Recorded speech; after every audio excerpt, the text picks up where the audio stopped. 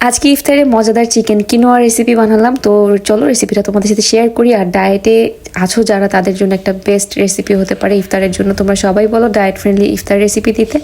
তো আমি এখানে কিনোয়া নিয়ে নিলাম প্রায় হাফ কাপের মতো। আর এটা কিন্তু ভাতের মতো করেই রান্না করতে হবে, এটা খেতে ভাতের মতোই লাগে। আর এই রেসিপিটা অনেকেই চেয়েছো আমার কাছে, তো অনেকদিন করে দেবো করে দেওয়া হচ্ছিল না।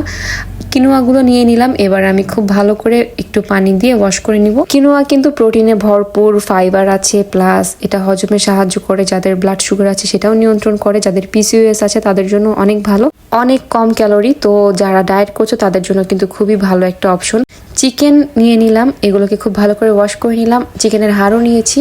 তো পানি বয়েল হতে দিয়েছিলাম, তার ভেতরে দিয়ে দিলাম চিকেনগুলো। এবার চিকেনগুলোকে খুব টাইম নিয়ে একটু মিডিয়াম লো হিটে প্রায় 45 মিনিটের জন্য খুব ভালো করে রান্না করে নিলাম।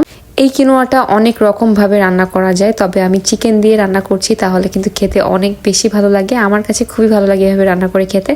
তো ভেতরে এবার দিয়ে দিচ্ছি সামান্য পরিমাণে রসুনের গুঁড়ো না দিলেও চলবে। তোমরা চাইলে প্রথমে একটু তেলে রসুন বাটা দিয়ে তারপরে এভাবে করে রান্না করে নিতে পারো, তাহলে হবে। ভেতরে একটু অলিভ অয়েল দিয়ে দিলাম।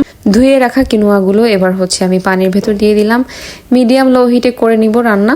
তো যে হাড্ডিগুলো ছিল সেই হাড্ডিগুলো আমি এখন ফেলে দিলাম, দিয়ে কিছুক্ষণের জন্য ঢাকনা দিয়ে রাখলাম। তো এভাবে একেবারে যখন ভাতের মতো দেখতে হয়ে যাবে তখনই বুঝবে যে কিনোয়াটা রেডি, অথবা টেস্ট করে দেখতে পারো।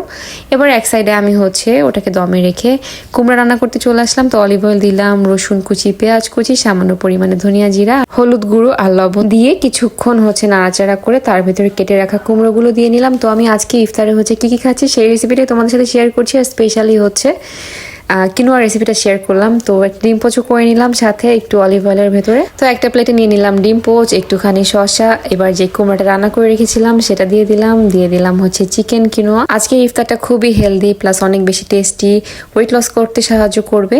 আর যাদের কিন্তু পিসিওএস আছে তারাও কিন্তু ইজিলি এটা খেতে পারো, কারণ যাদের পিসিওএস থাকে তাদের কিন্তু কার্বের পরিমাণটা কম রাখতে হয় আর প্রোটিনের পরিমাণটা বেশি রাখতে হয়। সাথে রেখেছিলাম হেলদি ড্রাগন ফ্রুট লাস্ট। তো কেমন লাগলো আজকের হেলদি ইফতারের রেসিপি অবশ্যই জানিও। আর সবাই অনেক অনেক ভালো থেকো। টাটা।